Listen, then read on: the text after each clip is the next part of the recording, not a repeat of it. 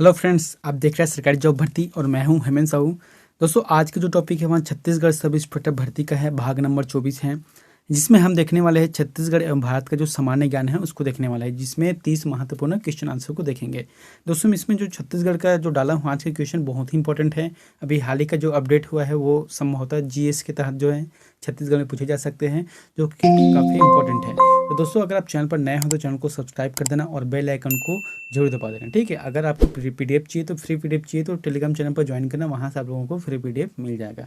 चलते हैं वीडियो की तरफ। यहाँ पर जो पिछला वीडियो में आप लोगों को होमवर्क कर दिया था उसको हम पहले देख लेते हैं कि जंगम का विलोम है।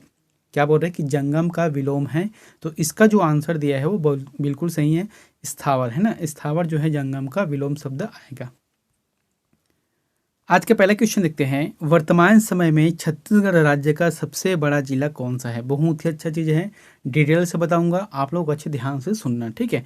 क्या बोल रहा है कि वर्तमान समय में छत्तीसगढ़ का सबसे बड़ा जिला कौन सा है? अब वर्तमान समय में क्या है, अभी छत्तीसगढ़ का नया निर्माण हो गया है, यानी कि जो जिलों का निर्माण हुआ है मतलब नया निर्माण हो गया है ना। तो इसमें जो है पूरी तरह से जो जिलों की जो क्रमशः है उसके जो आकार था वो सब बदल गए हैं, ठीक है। तो यहाँ पर जो ऑप्शन दिए गए हैं राजनांदगांव, बीजापुर, कोरबा और सरगुजा, सही जवाब आ जाएगा इसका कोरबा, है ना। राज्य का अभी वर्तमान में सबसे बड़ा जिला है कोरबा है। मैंने यहाँ पर लिख दिया है, जो कि 7,145.4 वर्ग किलोमीटर के साथ कोरबा प्रथम स्थान पर है। कितना? 7,145.4 वर्ग किलोमीटर के हिसाब से जो कोरबा है वहाँ छत्तीसगढ़ का बड़ा सबसे जिला है, ठीक है।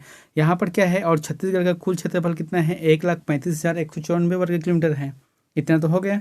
उसके बाद इसी में एक चीज़ और टॉपिक में डाल दिया हूँ कि छत्तीसगढ़ का सबसे छोटा जिला कौन सा है।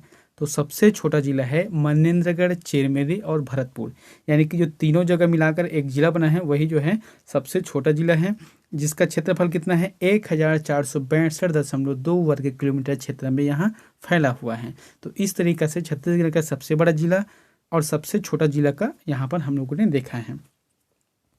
दूसरा प्रश्न है, वर्तमान समय में छत्तीसगढ़ राज्य में तहसीलों की संख्या कितनी है? बहुत ही अच्छा प्रश्न है, क्योंकि अभी तक जो है जिलों को याद था लेकिन तहसील है ये याद नहीं था, क्योंकि बहुत सारे तहसील बढ़े हुए हैं। तो इसका जो आंसर क्या जाएगा यहाँ पर? 177, 235, 210 या फिर 196। सही जवाब है सही जवाब आ जाएगा यहाँ पर 235 आ जाएगा, ठीक है। वर्तमान समय में छत्तीसगढ़ में जो तहसीलों की संख्या है वहाँ 235 है। अब यहाँ पर देखते हैं कि राज्य गठन के समय जो है 96 तहसील था, है ना। जब राज्य का गठन किया गया है 1 नवंबर 2000 को, उस समय छत्तीसगढ़ में तहसीलों की जो संख्या है वहाँ 96 थी। उसके बाद जो है नवंबर 2021 तक जो है इसकी जो संख्या है 177 था, लेकिन अभी यानी कि आज की डेट में वर्तमान समय में 235 छत्तीसगढ़ में तहसीलों की संख्या है। अब ये कौन कौन से ज़िले में है, कितना कितना है, ये अभी नहीं पता चलेगा, बाद में पता चलेगा, क्योंकि पुराना जो रिपोर्ट है उस हिसाब से जांजगीर चांपा में सबसे ज़्यादा था तहसील, ठीक है। लेकिन अब जो है ज़िले का निर्माण किया गया है तो फिर उसका जो है नोटिफिकेशन जब आएगा बाद में, क्योंकि देखो यहाँ जो रिपोर्ट है वहाँ जो चिप्स के तहत जारी किया गया है। चिप्स कौन है? जो छत्तीसगढ़ में जो इन्फोटेक है, जो IT से वो देखते हैं चिप, है ना। तो उसने जो जारी किया गया है उस आधार पे है। जब यह रिपोर्ट जो है जनसंपर्क विभाग में जाएगा, फिर वहाँ से जो बुक छप के आएगा तब पता चलेगा कि कौन से ज़िले में कितना तहसील है। लेकिन फिलहाल जो छत्तीसगढ़ में वहाँ 235 तहसीलों की संख्या है आज की डेट में। अगर कल की डेट में फिर से बढ़ जाएगा तो अलग है। तीसरा प्रश्न है, राज्य के कितने जिले जो दूसरे राज्यों को स्पर्श नहीं करती हैं? तो राज्य के ऐसे कौन से जिले हैं, कितने जिले हैं जो कि दूसरे राज्यों को स्पर्श नहीं करती है? इसका जो आंसर क्या जाएगा? 11 जिले आ जाएगा, ठीक है। 11 ऐसे जिले हैं जो दूसरे राज्यों को स्पर्श नहीं करती है। इसका मतलब क्या हुआ कि 33 जिले हैं, उसमें से 11 जिले जो है स्पर्श नहीं करती है, और कुल मिलाकर कितना बचा? 22। तो 22 जिले ऐसे हैं जो कि अंतर्राज्यीय सीमावर्ती जिले हैं, यानी कि वहाँ किसी न किसी राज्य को स्पर्श करती हैं। अब कौन कौन से 11 जिले हैं जो स्पर्श नहीं करती, इसको देख लेते हैं। नीचे से स्टार्ट करते हैं, जैसे कि दंतेवाड़ा है, उसके बाद जस्ट ऊपर में क्या है? बालोद, दुर्ग और बेमेतरा, एक ही लाइन में, ठीक है। उसके बाद क्या आ जाता है? रायपुर आ गया, फिर बलौदाबाजार, जांजगीर चांपा, बिलासपुर, कोरबा, सरगुजा और शक्ति। ये जो है पूरी तरह से वहाँ किसी भी राज्य को स्पर्श नहीं करती हैं। चौथा प्रश्न है, 33वां जिला शक्ति का मातृत्व जिला कौन सा है? बहुत ही अच्छा है। जो 33वां नंबर का जो जिला का निर्माण किया गया है शक्ति, है ना, तो उस शक्ति का मतलब कौन से जिले को आधे हिस्से को यानी कि तोड़कर उसका नया निर्माण किया गया है, इसका मतलब वह जिला उसका मातृत्व जिला हुआ। तो कौन सा जिला है इसका मातृत्व जिला? बलौदाबाजार, महासमुंद, रायगढ़ या फिर जांजगीर चांपा। सही जवाब आ जाएगा जांजगीर चांपा। जांजगीर चांपा को एक हिस्से को निकालकर जो है शक्ति जिले का निर्माण किया गया है। पांचवा प्रश्न है, राज्य में सीतालेखनी पहाड़ी किस जिले में स्थित है? क्या बोल रहे हैं कि राज्य में जो सीतालेखनी की पहाड़ी है वहाँ कौन से जिले में स्थित है? इसका जो सही जवाब किया जाएगा दोस्तों यहाँ पर जो सरगुजा, सूरजपुर, जसपुर और कोरिया में से सूरजपुर आ जाएगा। ठीक है, सीतालेखनी की जो पहाड़ी है वहाँ सूरजपुर में है। ऐसा कहा जाता है, जो मान्यता है कि जब जो राम, सीता और लक्ष्मण यानी कि जो वनवास के टाइम जब आए थे तो उस समय जो सीता ने अनेक जो उल्लेख किया गया है यानी कि अपने शब्दों में जो लेखन का कार्य किया गया है या फिर जो साक्ष्य मिला है, इससे प्रमाण मिलता है कि यहाँ पर जो सीता ने कुछ न कुछ ऐसे शब्द लिखे हैं जो कि आज सीतालेखनी की पहाड़ी के नाम से यहाँ जाना जाता है। छठवां प्रश्न है, वेदों में बस्तर का वर्णन किस नाम से किया गया है? बहुत ही अच्छा प्रश्न है और थोड़ा पहली बार थोड़ा सुनने को मिल भी रहा होगा, क्योंकि देखो इसका जो एग्ज़ाम है वहाँ CGPSC के जो ADGE का जो एग्ज़ाम हुआ था जो 2020 में, इसमें पूछा गया है। इसमें क्या पूछा गया है कि वेदों में जो बस्तर का जो वर्णन किया गया है वहाँ किस नाम से किया गया है। कि यहाँ पर क्या है कि दिक दक्षिण दिक है, उसके बाद दक्षिण कौशल है, अरण्य है, फिर दक्षिण अरण्य है। सही जवाब क्या आ जाएगा? दक्षिक दिक है। यहाँ पर दक्षिक दिक है ना, दक्षिण में समझना, दक्षिक दिक है जो कि वेदों में वर्णन किया गया है। और ये जो है CGPSC की जो ADGE की एग्जाम हुआ था 2020 में, उसमें पूछा गया था। सातवां प्रश्न है, छत्तीसगढ़ में राम वन गमन पथ की कुल लंबाई कितनी है? तो छत्तीसगढ़ में जो राम वन गमन पथ की जो लंबाई है वहाँ कुल मिलाकर कितनी है? इसका जो जवाब आ जाएगा 2260 किलोमीटर, है ना, 2260 यानी कि 2260 किलोमीटर जो है कुल मिलाकर छत्तीसगढ़ के जो कोरिया जिले हैं, पहले कोरिया था लेकिन अब जो है मनेन्द्रगढ़, चिरमिरी आ जाएगा। ठीक है, यहाँ पर मैंने लिखा भी है कि देख लेते हैं यहाँ पर कि देखो छत्तीसगढ़ में जो 9 जो प्रमुख स्थान है इसको चिन्हांकित किया गया है। उसके बाद जो है राज्य सरकार जो है इसको राम वन गमन पथ के हिसाब से रोड बना रही है या फिर बीच बीच में जो अच्छा जगह है उसको डेवलपमेंट करना है। ठीक है, इसके तहत जिसमें छत्तीसगढ़ के कौन सा पहले हर चौका को किया गया है। देखो सीतामढ़ी हर चौका जो कि मनेन्द्रगढ़, चिरमिरी और भरतपुर में है। पहले इस जिले नहीं था तो कोरिया जिले में आता था। ठीक है, वहाँ से लेकर जो है रामाराम जो कि सुकमा जिले तक है ना, यहाँ से लेकर जो रामाराम सुकमा जिले तक है, इसके बीच में और जो स्थान है अलग अलग स्थान है, इन सभी का डेवलपमेंट करना है। कुल मिलाकर देखा जाए तो फिर छत्तीसगढ़ में जो राम वन गमन पथ है वहाँ 2260 किलोमीटर तक से लंबी है। आठवां प्रश्न है, किस ताम्रपत्र में छत्तीसगढ़ में राष्ट्रीय तुल्य वंश की जानकारी मिलती है? तो छत्तीसगढ़ में कौन से ऐसे ताम्रपत्र प्राप्त हुए जिसमें राष्ट्रीय तुल्य वंश की जानकारी मिलती है? केसरी बेड़ा है कि राजिम है कि आरंग है या फिर पोड़ागढ़ है? सही जवाब आ जाएगा आरंग, है ना। आरंग ताम्रपत्र है उसमें मिला है जानकारी। यहाँ जो है भीमसेन द्वितीय द्वारा जो निर्मित किए गए हैं और यहाँ जो है छत्तीसगढ़ पर राज करने वाले सबसे प्रथम राजवंश माना जाता है। इसके जो काल निर्धारित किया गया है लगभग 3वीं सदी से 4वीं सदी के मध्य है। इसमें जो है छत्तीसगढ़ का प्रथम राजवंश माना जाता है जो राज करने वाला, और इसका जो उल्लेख है वहाँ आरंग के जो ताम्रपत्र है उसमें मिलता है। 9वां प्रश्न है, पाली में स्थित शिव मंदिर का जीर्णोद्धार किस शासक ने करवाया था? बहुत ही इंपॉर्टेंट है, यहाँ पूछे जाते हैं।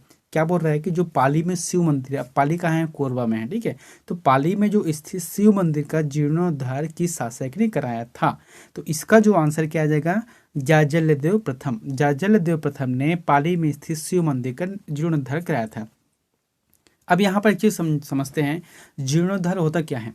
जैसे कि यहाँ पर शिवलिंग है, ठीक है, अब ये मंदिर बन गया है। अब मंदिर कल के डेट में टूट गया तो इसका जो है पुनः निर्माण करते हैं, तो उसी को कहा जाता है जीर्णोद्धार, ना कि उस शिवलिंग को बदला है। ठीक है, शिवलिंग तो जो पुराना है तो है ही, उसके साथ जो मंदिर का ढांचा तैयार किया गया था उसी को जो है जीर्णोद्धार करते हैं।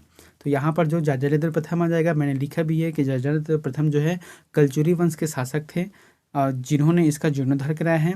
और जो पाली के जो शिव मंदिर है इसको जो है बाणवंशी शासक कौन? विक्रमादित्य द्वारा 9वीं सदी में निर्माण किया गया है, जो कि पाली कोरबा में निर्माण कराया गया था। 10वां प्रश्न है, कलचुरी शासकों द्वारा बसाए गए नगर जिसे सुमिलित नहीं है चयन करें। देखो यहाँ पर बोलने का मतलब क्या है, जो कलचुरी शासक हैं, ठीक है, बहुत सारे कलचुरी शासक हुए, उन्होंने जो है अपने अपने नाम से एक अलग अलग नगर का मतलब निर्माण किया गया था, नगर का निर्माण किया गया था। तो उसमें से कौन सुमेलित नहीं है उसको चयन करना है। यहाँ पर देखते हैं, बहुत ही अच्छा प्रश्न है, एक ही प्रश्न में 4 आंसर आ गए इसमें, ठीक है। जैसे कलिंग राज हुए, तो कलिंग राज ने कौन से नगर की स्थापना की है? तुम्मान। ये सही है, क्योंकि तुम्मान का स्थापना करने के बाद इसी को अपना राजधानी बनाया, ठीक है, ये आगे ठीक। उसके बाद रत्नदेव प्रथम, इन्होंने रतनपुर का निर्माण किया है, बिल्कुल सही बात है। तीसरा है कि जाज्जल्यदेव प्रथम, इन्होंने जाज्जल्यपुर शहर की स्थापना की है, जो नगर को बसाया है। फिर बाद में जाके यहाँ जांजगीर चांपा के नाम से जाना जाने लगा, ठीक है। एक और है बहारेंद्र शाह, जो कि छुरी कोसा गई जो नगर है इसका जो है बसाया है, यानी कि इसको बसाया है, ठीक है। तो कुल मिलाकर ये जो सभी है वहाँ सुमेलित है। जो 5वां आ जाएगा वो बिल्कुल सही है, ठीक है। 11वां प्रश्न है, लाल मिर्ची एवं आम की टहनी छत्तीसगढ़ की किस जनजाति विद्रोह का प्रतीक चिन्ह था? तो छत्तीसगढ़ में अनेक जनजाति विद्रोह हुआ है, तो उसमें से एक जनजाति ऐसे जनजाति है विद्रोह हुआ है जिसमें लाल मिर्च और आम की टहनी को प्रतीक चिन्ह के रूप में माना गया था। कौन से विद्रोह है? ऑप्शन यहाँ पर परलकोट का विद्रोह, मुड़िया विद्रोह, तारापुर विद्रोह या फिर भूमकाल विद्रोह। सही जवाब क्या आ जाएगा? भूमकाल का विद्रोह आ जाएगा, जो कि 1910 में लड़ा गया था। और इसे नेतृत्वकर्ता कौन थे? गुंडाधुर, है ना, गुंडाधुर ने इसे नेतृत्व किया था।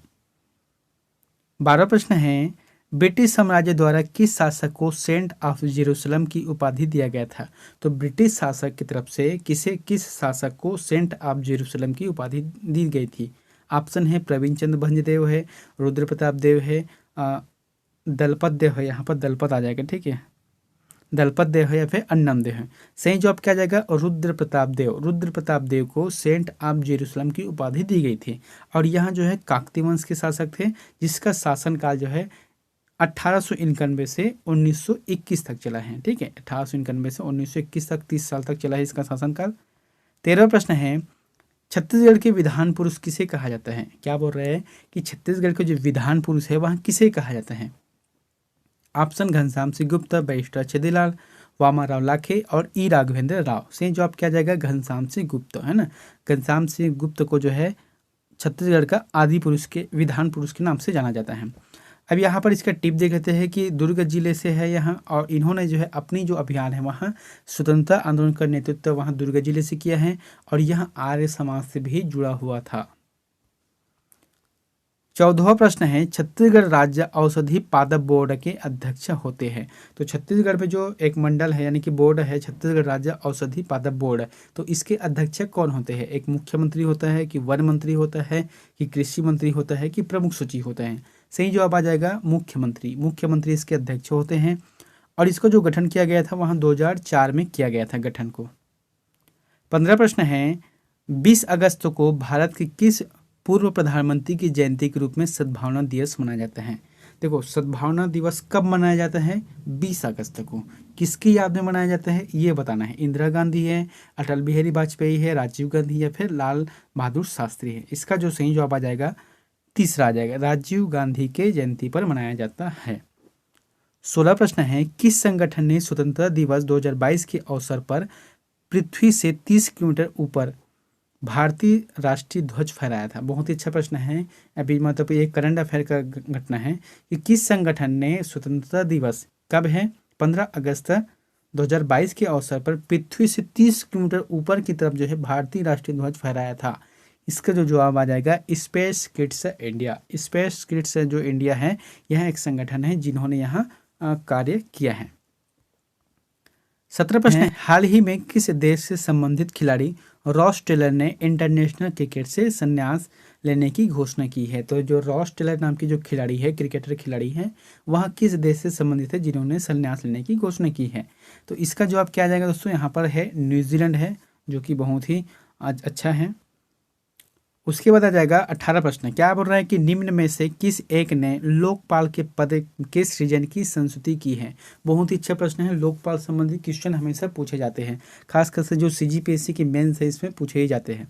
क्या बोल रहा है कि लोकपाल पद के जो सृजन की संस्तुति, यानी कि लोकपाल जो पद है उसको बनाने के लिए किसने यहाँ जो है संस्तुति की है?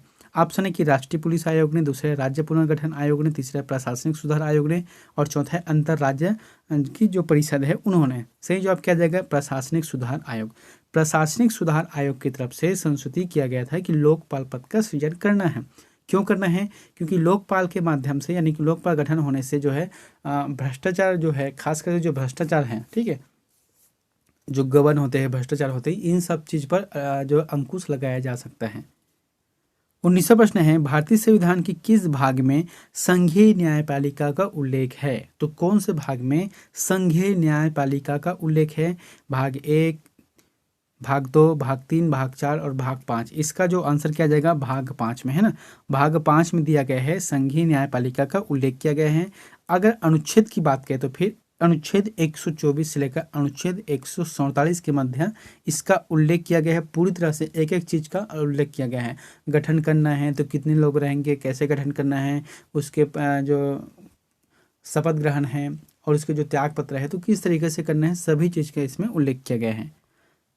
20वां प्रश्न है लोक लेखा समिति अपनी रिपोर्ट किसे सौंपती है? दोस्तों बहुत ही अच्छा प्रश्न है। दो चीज़ होता है, जैसे कि लोक लेखा समिति है और प्राक्कलन समिति है, एक और है ना। तो ये सभी जो है हमेशा पूछे जाते हैं। जैसे कि लोक लेखा समिति अपनी रिपोर्ट किसे सौंपती है? ऑप्शन क्या आ जाएगा यहाँ? लोकसभा अध्यक्ष को, है ना। इसका जो आंसर जाएगा लोकसभा अध्यक्ष को सौंपती है। अब देखते हैं यहाँ पर क्या है, इसे प्राक्कलन समिति की जुड़वा वाहन कहा जाती है। क्यों कहा जाती है ये भी बताता हूँ। इसमें क्या बोला गया है कि इस समिति में देखो, लोक लेखा समिति में 22 सदस्य होते हैं। तो 22 समिति में 22 सदस्य में से 15 जने होता है लोकसभा से होता है और 7 जने होता है वहाँ राज्यसभा से होता है, ठीक है। अब यहाँ पर बोला क्या गया है कि लोक लेखा समिति अपनी रिपोर्ट को लोकसभा अध्यक्ष को पेश करती है। तो इसका अध्यक्ष कौन होता है? इसका जो अध्यक्ष है वहाँ लोकसभा के नेता प्रतिपक्ष के रहते हैं, ठीक है। जो नेता प्रतिपक्ष रहते हैं वही इसका अध्यक्ष रहते हैं। और अभी कौन है? अधीर रंजन चौधरी, है ना। अधीर रंजन चौधरी जो कि कांग्रेस पार्टी से है, यह अभी लोकसभा में नेता प्रतिपक्ष के तौर पर है, जो कि लोक लेखा समिति के अध्यक्ष है। इस तरीके से इसका आंसर रहेगा। दोस्तों अगर वीडियो अच्छा लग रहा है तो वीडियो को लाइक कर देना और चैनल पर नए हो तो चैनल को सब्सक्राइब कर देना, क्योंकि आप लोग जो है वीडियो को जरूर देखते हो लेकिन सब्सक्राइब नहीं करते। यही चीज़ थोड़ा सा गड़बड़ है ना। तो कम से कम निवेदन है आप लोगों से कि जब भी वीडियो देखे हो, अगर नए हो तो चैनल को प्लीज़ सब्सक्राइब कर देना। और इससे क्या है, मोटिवेशन मिलता है और काम करने की जो इच्छा है वहाँ अच्छा रहता है, ठीक है। यहाँ पर 21वां प्रश्न क्या है कि निम्न में से कौन सा मौलिक अधिकार नहीं है? तो मौलिक अधिकार कौन सा नहीं है? जैसे कि ऑप्शन क्या दिए गए हैं? व्याख्यान की स्वतंत्रता का अधिकार है, संवैधानिक प्रतिकार का अधिकार है, समानता का अधिकार है, संपत्ति का अधिकार है। सही जवाब क्या जाएगा? संपत्ति का अधिकार। संपत्ति का अधिकार जो पहले मौलिक अधिकार में था लेकिन इसे हटा दिए गए हैं, ठीक है। पहले जो 7 मौलिक अधिकार था अब इसे हटा दिया गया है तो 6 मौलिक अधिकार बच गया है। तो ये जो मौलिक अधिकार है इसे हटाकर कानूनी अधिकार में रखा गया है, जो कि अनुच्छेद 300A में कहा गया है ना। यहाँ पर अनुच्छेद 300A में कहा गया है कि अब जो संपत्ति का अधिकार है वहाँ कानूनी अधिकार है। 22वां प्रश्न है मौलिक अधिकारों का प्रमुख उद्देश्य है। तो मौलिक अधिकार के प्रमुख उद्देश्य क्या रहते हैं? यहाँ पर जैसे कि ऑप्शन है कि समाज में समाजवादी ढांचे को बढ़ावा देना है, व्यक्तिगत स्वतंत्रता को सुनिश्चित करना है, न्यायपालिका की स्वतंत्रता को सुनिश्चित करना है, उपयुक्त सभी को सुनिश्चित करना है। सही जवाब क्या जाएगा? दूसरा जाएगा, ठीक है। इसमें जो मौलिक अधिकार मतलब है व्यक्तिगत स्वतंत्रता को सुनिश्चित करना ही है। 23वां प्रश्न है कि भारतीय संविधान कब अंगीकार किया गया था? बहुत ही अच्छा प्रश्न है। इसमें थोड़ा सा घुमाने वाले प्रश्न है। देखते हैं यहाँ पर क्या बोला गया कि भारतीय संविधान कब अंगीकार किया गया है, या फिर ऐसे भी कह सकते हैं कि भारतीय संविधान को कब जो है बनकर तैयार हुआ था। तो इसका जो आंसर क्या आ जाएगा वहाँ 26 नवंबर 1949 को, ठीक है। दोस्तों यहाँ पर समझना अच्छी चीज़ है क्या है, 26 नवंबर 1949 को जो है भारतीय संविधान पूरी तरह से बनकर तैयार हो गया था लेकिन लागू नहीं किया। 24वां प्रश्न है सन 1936 में भारतीय राष्ट्रीय कांग्रेस द्वारा संविधान सभा के गठन की मांग कहाँ पर हुए अधिवेशन में रखी गई थी? तो 1936 में जो भारतीय राष्ट्रीय कांग्रेस का जो अधिवेशन हुआ था उसमें से भारतीय संविधान सभा के गठन की मांग रखी गई थी। इसका जो आंसर आ जाएगा वहाँ फैजपुर, है ना। 1936 में हुआ था फैजपुर अधिवेशन, जिसमें यहाँ भारतीय संविधान की मांग के लिए, संगठन की मांग के लिए रखा गया था। लेकिन इसका जो परिणाम क्या हुआ वहाँ 9 दिसंबर 1946 में पहली बार जो गठन किया गया, जबकि मांग 1936 से चल रहा है। 25वां प्रश्न है मिंटो मार्ले सुधार का उद्देश्य क्या है। मिंटो मार्ले या फिर मार्ले मिंटो सुधार का उद्देश्य क्या है।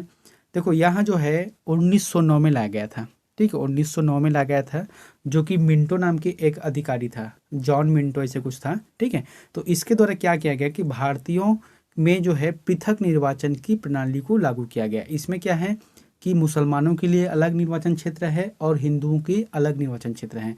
कुल मिलाकर फूट डालो और राज करो नीति के तहत यहाँ ला गया था।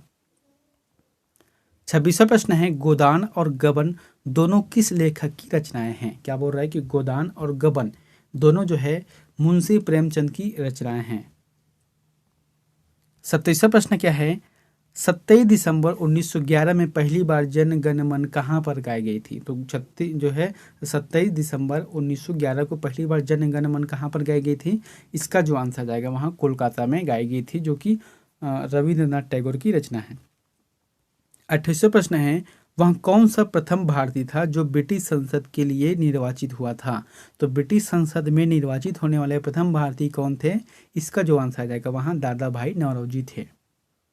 29वां प्रश्न है वह अंग्रेज जिसने सम्राट जहांगीर के साथ दरबार में आकर भेंट किया था। तो वहाँ कौन से जो अंग्रेज हुए जो कि सम्राट जहांगीर, उस समय क्या है मुगल शासन चल रहा था, जो जहांगीर के शासन काल में आकर भेंट किए थे।